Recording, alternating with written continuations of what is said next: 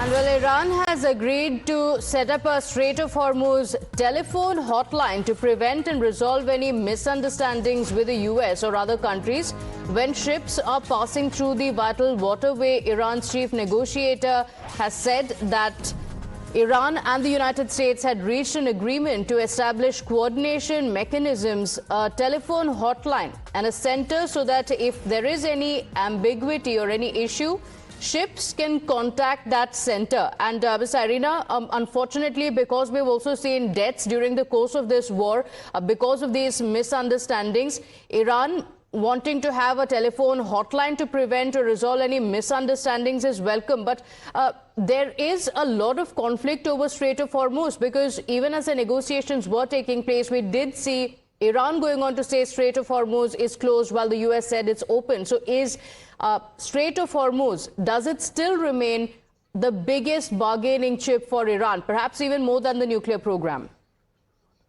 Well, it's certainly a leverage that Iran has discovered it does not want to give up. It's a sort of a Schrodinger's strait at this point, which is somehow both open and closed at the same time, depending on who you ask. Trump claims it's open simply because U.S. is not enforcing the blockade on its own end. It has allowed Iranian tankers to pass, and it lifted all sanctions over Iran, including allowing U.S. distributors to pay for Iranian oil with dollars. But Iran, for its own part, has stopped and harassed ships using drones and military threats, which means that as far as anyone but the U.S. is concerned, it is very much still closed. And the fact that the mines are still there, creating a potential lethal threat, regardless of Iran's direct actions, also means that it's not technically open until it's demined. So while the telephone hotline is indeed welcome in preventing episodes of violence and death, it certainly does not resolve the underlying economic and logistical problem. Okay, all right. In fact, in the backdrop of the US-Iran peace talks, the Iranian president is all set to arrive in Pakistan on a state visit.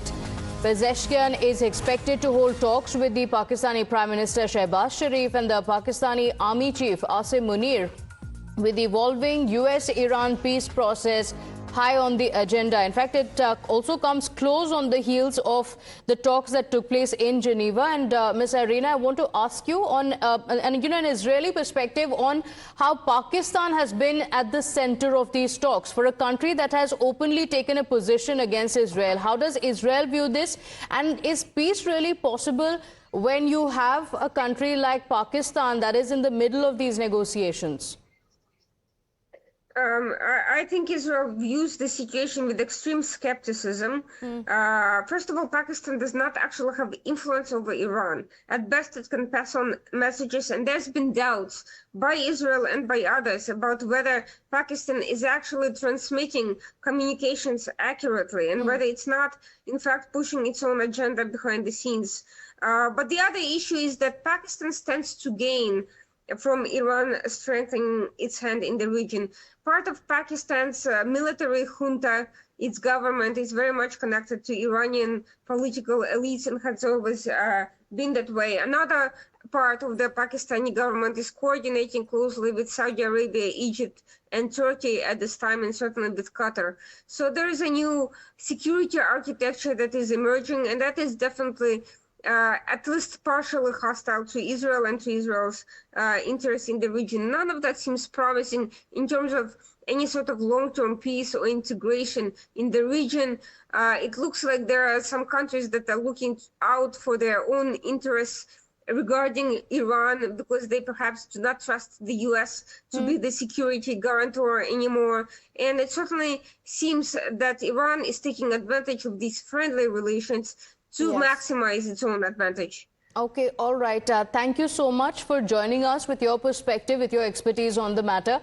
With that, it's time for us to slip into a very short break here, but we come back with what's happening in the United Kingdom. 6 different changes in the Prime Minister in 7 years. What is that about? Who is going to be the next Prime Minister? We get you all the details after this short break.